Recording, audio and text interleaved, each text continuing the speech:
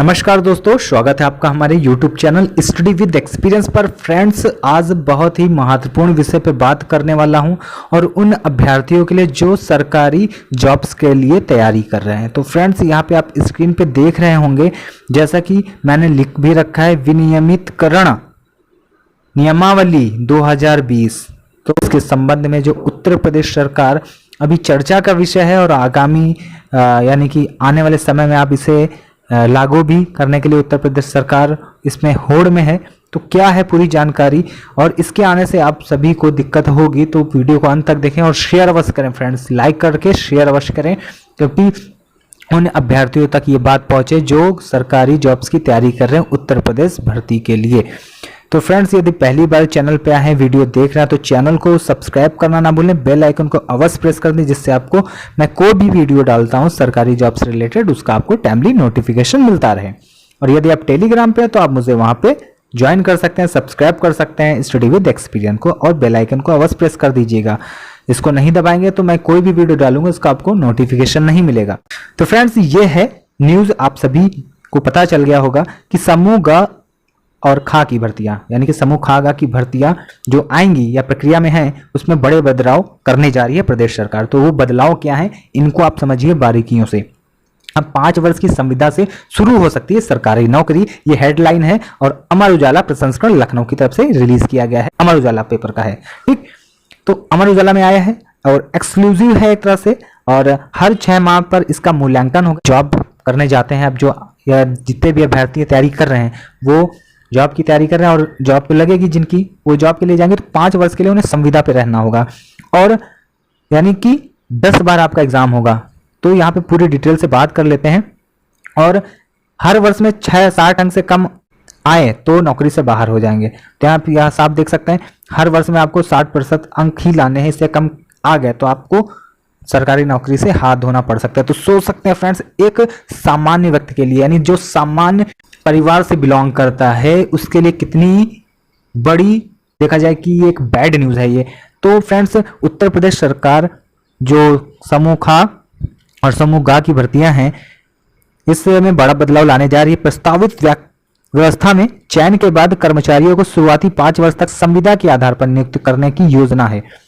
तो फ्रेंड्स, सोच सकते हैं यदि आपकी जॉब लगती है तो पहले ऐसे प्रोविजनल पीरियड होता था 2 वर्ष का, किसी में 1 वर्ष का, किसी में 3 वर्ष का, तो डिपार्टमेंट के ऊपर डिपेंड होता था कि वो कितने वर्ष का प्रोविजनरी पीरियड लागू करते। तो मान सकते हैं कि 2 वर्ष का ही था, मगर यहाँ पे 5 वर्ष के लिए संविदा के लिए आपको रखा जाएगा। और तब उसके बाद प्रत्येक वर्ष आपका एग्जाम होगा, यानी कि 1 वर्ष में 2 बार, और किसी छमाही आपका एग्जाम में 60% से कम आते हैं नंबर, यानी कि आपकी जो कार्य कुशलता है उसमें कमी आती है तो आपको बाहर कर दिया जाएगा। तो ये समझ लीजिए कितनी घातक और कितनी खतरनाक नियमावली है। तो फ्रेंड्स, यहाँ पे देख सकते हैं आप, पूरी चीज आपको मैं बताने की कोशिश कर रहा हूं।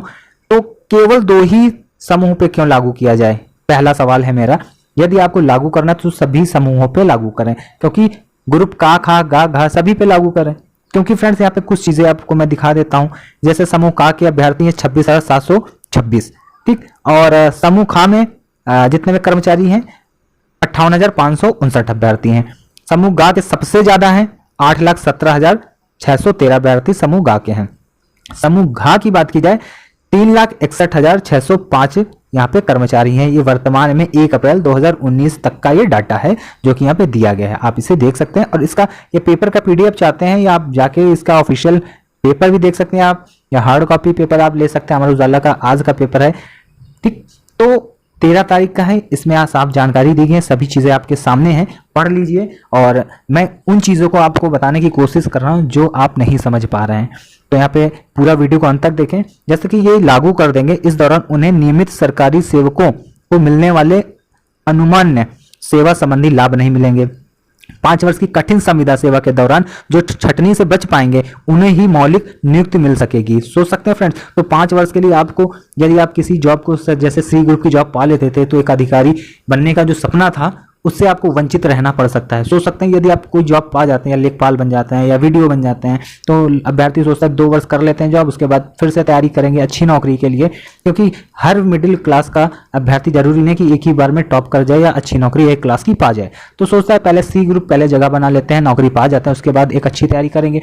मगर यहाँ पे ये चीजें आने के बाद आपको इस प्रक्रिया से यानी आप जॉब से यानी ए क्लास की जॉब का सपना आपका रह जाएगा। सोच सकते हैं वंचित रह जाएंगे आप ए क्लास की जॉब करने से, क्योंकि फ्रेंड्स आप पे प्रेशर होगा 5 वर्ष का, क्योंकि वो डेडलाइन होगी, उस पर भी आपको अपनी कार्यशैली अच्छी रखनी होगी और प्रत्येक 6 माह में आपका एग्जाम होगा। किसी भी 2 बार छमाही में आपका 60% से स्कोर कम आता है तो आपको टर्मिनेट कर दिया जाएगा, तो ये प्रमाण पत्र आपको दिया जाएगा। और फ्रेंड्स यहाँ पे विचार के लिए तैयारी कर रहा है, इस प्रस्ताव पर विभागों से राय मशविरा शुरू कर दिया गया। वर्तमान में सरकार अलग अलग भर्ती प्रक्रिया से चयन के बाद संबंधी संवर्ग की सेवा नियमावली के अनुसार 1 या 2 वर्ष के प्रोविजन पर नियुक्ति देती है। तो अब यहाँ पे देख सकते हैं अभी तक वो तो डिपार्टमेंट के अनुसार होता है, 1 या 2 वर्ष का जो प्रोविजन पीरियड होता है वो पूरा करने के बाद स्थायी आप कर दिए जाते हैं। ठीक, वो तो ठीक अलग चीज हो गई, मगर आपको जो सरकारी जो वेतन भत्ते या जो लाभ है आपको ज्वाइनिंग से ही मिलने लगते हैं। तो ये चीज यहाँ पे 5 वर्ष तक आपको बाध्य रहना पड़ेगा। 5 वर्ष तक कोई भी आपको लाभ नहीं मिलेंगे। यदि आपको कहीं जाना है तो अपने भत्ते से ही जाएंगे। और फ्रेंड्स यहाँ पे देख सकते हैं दौरान कर्मियों को नियमित कर्मी की तरह वेतन व अन्य लाभ नहीं मिलेंगे। यहाँ पे देख सकते हैं यहाँ पे, और वरिष्ठ अधिक अफसरों की निगरानी में कार्य करते हैं। नियमित होने पर वे नियमानुसार अपनी जिम्मेदारी का निर्वहन करते हैं। तो ये है परमानेंट जॉब वालों की बात कही गई है। प्रस्तावित 5 वर्ष की संविदा भर्ती और इसके बाद मौलिक नियुक्ति की कार्यवाही से समूहागा की पूरी भर्ती प्रक्रिया ही बदल जाएगी। तो फ्रेंड्स सोच सकते हैं कितनी खतरनाक व्यवस्था ये लाने जा रहे हैं। व्यवस्था में तय फार्मूले पर इनका छमाही मूल्यांकन होगा। सोच सकते हैं यहाँ पे देख सकते हैं छमाही मूल्यांकन होगा। इसमें प्रति वर्ष 60% से कम अंक पाने वाले सेवा से बाहर होते रहेंगे, जो तय शर्तों के साथ 5 वर्ष की सेवा पूरी कर सकेंगे। उन्हें मौलिक नियुक्ति दी जाएगी। इसे सरकारी विभाग समूहागा के पदों पर नियुक्त संविदा पर, साफ साफ लिखा है संविदा पर। आप कितनी भी तैयारी करके जाए, टॉपर होंगे किसी भी भर्ती में, आप संविदा कर्मी ही कहलाएंगे 5 वर्ष के लिए। तो इसका नाम क्या दिया गया है? विनियमितीकरण नियमावली 2020। तो कितनी खतरनाक ये है फ्रेंड्स, फिर से कह रहा हूं, यदि आप अभी नहीं जागरूक हुए तो सोच सकते हैं कितनी दिक्कत वाली या कितनी खतरनाक स्थिति आने वाली है उत्तर प्रदेश सरकार में। तो सोच सकते हैं, अपना पक्ष रखें, वीडियो को वायरल करें, ट्विटर अभियान चलाएं, जैसे भी हो, कम से कम सरकार को इस चीज से चेताएं कि ऐसा करेंगे तो आपकी सरकार बदल जाएगी। ये तो बदलना ही है यदि सरकार नहीं गई, ठीक है, तो सरकार रहेगी तो निश्चित ये चीज आने वाली है, आपको 6 महीने में देखने को मिल जाएगी। तो फ्रेंड्स यहाँ पे कुछ चीजें बाहर की गई, वो चीज मैं आपको बता देता हूँ।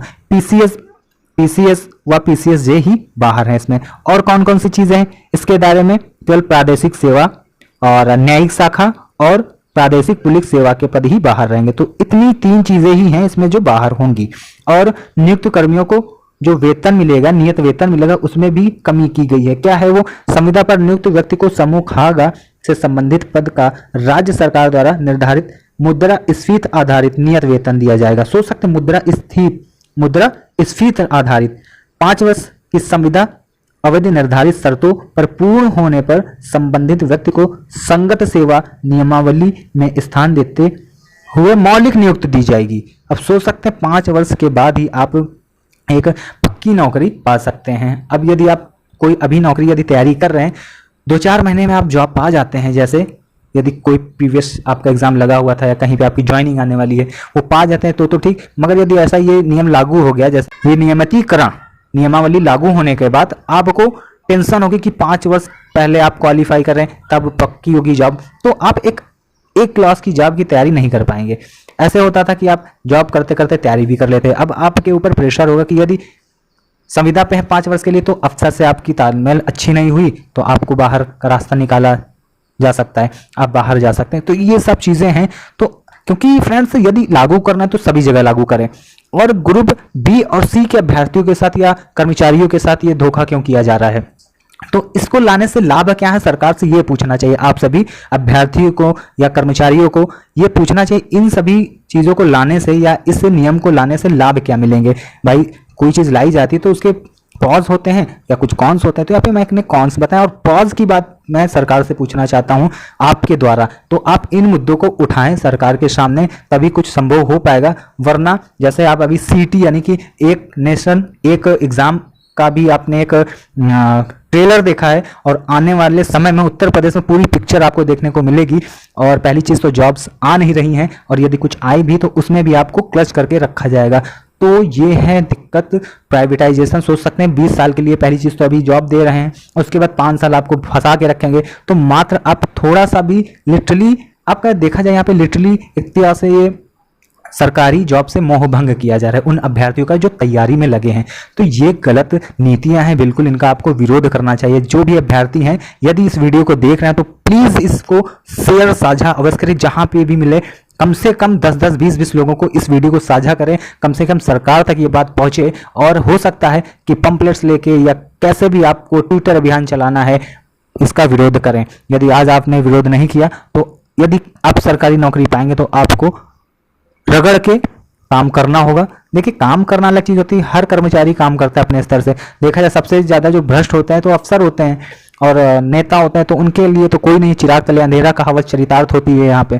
और सबसे ज्यादा जो काम करता है ग्रुप डी का करता है, ग्रुप सी का कर्मचारी करता है, ग्रुप बी का उससे कम करता है। तो ये सब है, उन्हीं के साथ आप धोखा कर रहे हैं। तो इस विषय पे आपको बोलना चाहिए। और यदि ये नियम लागू हो गया, ये नियमावली लागू हो गई, तो आपको यदि आपका सपना है अधिकारी बनने का तो आपको उससे वंचित रहना पड़ेगा। क्योंकि आप किसी जॉब की तैयारी करते हैं, यदि यहाँ पे 5 वर्ष आपके हो गए और उसके बाद आप की जॉब कहीं लगती है तो आप फिर संविदा कर्मी 5 वर्ष के लिए वहां पे जाएंगे। तो सोच सकते हैं कितनी गलत, बिल्कुल भी गलत ये नीतियां हैं और इनका जो बिल्कुल भी नहीं लागू करना चाहिए। ये सभी के लिए ही, जितने भी कर्मचारी हैं या अभ्यर्थी जो जॉब की तैयारी कर रहे हैं। देखिए यदि आप तैयारी कर रहे हैं तो आपका मोह भंग हो जाएगा। सोचेंगे कितनी गलत नीतियां हैं, यदि ऐसा हो जाएगा तो फिर तो सब कुछ हम लोग भी एक तरह से क्लच कर लिए जाएंगे और हमारा सपना है अधिकारी बनने का तो वो संभव ही नहीं है। क्योंकि 5 साल जब यहाँ पे आप दे देंगे तब आप परमानेंट होंगे, तो उसके बाद किसी जो आप डिपार्टमेंट में पा भी लेता तो फिर वहां पे भी संविदा पे होंगे ग्रुप बी तक। तो ये सब पाने के बाद भी आप सोच सकते हैं कि खुद सोचेंगे कि ग्रुप सी में बने हैं, यहाँ पे परमानेंट अब हो गई है तो यहीं पे बने रहें। तो आपका जो सपना है वो धरा का धरा रह जाएगा। तो इसलिए मैं कह रहा हूँ विरोध करना जरूरी है फ्रेंड्स, नीतियों का विरोध करना जरूरी है। क्योंकि आप किसी भी जाति, धर्म, मजहब किसी से भी आए, यहाँ पे नीति की बात है और नीतियाँ यदि गलत हुई तो उसका विरोध करना चाहिए, चाहे वो कर्मचारी हो या वो अभ्यर्थी हो जॉब के लिए जो तैयारी कर रहा है। और आप आज नहीं जागरूक हुए, अपने हक के लिए नहीं लड़े तो फिर व्यर्थ है आपका जागरूक होना और आपका शिक्षित होना। ठीक है, आप चुप मत बैठें। ये नहीं कहा जा रहा कि आप जाके सड़क पे तोड़ फोड़ करें, सरकारी संपत्ति का नुकसान पहुंचाए, ये नहीं कह रहा हूं बिल्कुल भी। मगर हाँ, एक अपनी बात को एक तरीके से, एक बिल्कुल शालीन तरीके से, बिल्कुल एक शांतिमय तरीके से अपनी बात को रखें और सरकार को इस चीज़ को चेताएं कि नहीं ये नियम लाए तो आपको हो सकता है 2022 में खुद ही वंचित रह जाएं। आगामी भविष्य में जो सरकार है हो सकता है खुद ही सरकार से उनका तख्ता पलट हो जाए या सरकार बदल दी जाए। तो इस चीज़ का भी डर होना चाहिए सरकार में। क्योंकि किसी भी लोकतंत्र में यदि विपक्ष मजबूत नहीं होता है तो वहाँ पे डिक्टेटरशिप देखने को मिलती है। तो वही वर्तमान में आपको देखने को मिल रही है। तो आपसे अनुरोध है कि यदि आप किसी भी पार्टी का सपोर्ट करते हैं, किसी भी धर्म का सपोर्ट करते हैं, मगर एक जो विजन है ना वो आपका यदि अधिकारी बनना है तो आपको इस नियमावली का विरोध करना चाहिए। ठीक है, हर व्यक्ति जरूरी नहीं है कि एक क्लास की नौकरी का ही एक साथ तैयारी करे। हर व्यक्ति करता है जिसका ध्येय होता है अधिकारी बनने का। मगर ग्रुप सी पाकर कोई चढ़ता है, सोचता है कि एक स्टेप पकड़ लें उसके बाद मंजिल तक पहुंचेंगे। तो ये होते हैं आदमी को लक्ष्य प्राप्त करने के तरीके। मगर जब वहाँ पे सरकार बांध देगी तो ये चीज़ें संभव नहीं हो पाएंगी। तो जहाँ सबसे ज़्यादा नुकसान है गरीब बच्चों का, गरीब अभ्यर्थियों का, सामान्य व्यक्ति के अभ्यर्थियों का भी यहाँ पे ज़्यादा नुकसान है। तो फ्रेंड्स यहाँ पे देख सकते हैं 3-4 चीज़ें हैं जो महत्वपूर्ण है। यूपी सरकारी सेवक अनुशासन एवं अपील नियमावली 1999 नहीं लागू होगी। शासकीय कार्य से यात्रा पर भेजे जाने पर ही आपको यात्रा अन्य भत्ते दिए जाएंगे। तीसरा है कर्मी को नियमित सरकारी सेवकों को अनुमान्य सेवा संबंधी लाभ नहीं मिलेंगे। चौथा है संबंधित पद की अहर्ताओं व आरक्षण आदि से संबंधित प्रमाण पत्र आदि फर्जी पाए जाने पर सेवा समाप्त कर दी जाएगी। तो ये 2 चीजें तो समझ सकते हैं, ठीक है कुछ चीजें। मगर फ्रेंड्स यहाँ पे जो संविदा की बात की जा रही ये बिल्कुल न्यायोचित नहीं है। तो इसके विरोध में आपको वीडियो को साझा करना चाहिए और हो सकता है आप अपने व्हाट्सएप पे, सोशल मीडिया, फेसबुक हो गया, व्हाट्सएप हो गया, इंस्टाग्राम, जहाँ पे चाहे वहाँ पे इसे साझा करें तो लोगों तक ये जानकारी पहुँचे। और बहुत ही गलत है ये नीति जो कि उत्तर प्रदेश सरकार लाने जा रही है, क्योंकि एक तरह से ये मोह भंग करना चाह रही है अभ्यर्थी का जो सरकारी जॉब की तैयारी में लगे हुए हैं। तो आप सोच सकते हैं कितनी खतरनाक सरकार है। और किसी भी लोकतंत्र में विपक्ष मजबूत होना चाहिए, तभी संभव चीज़ें हो पाती हैं। हर सरकार की हर चीज़ सही नहीं हो सकती, ये भी आप समझ लीजिए। तो इन चीज़ों को समझिए। Thank you. जय हिंद।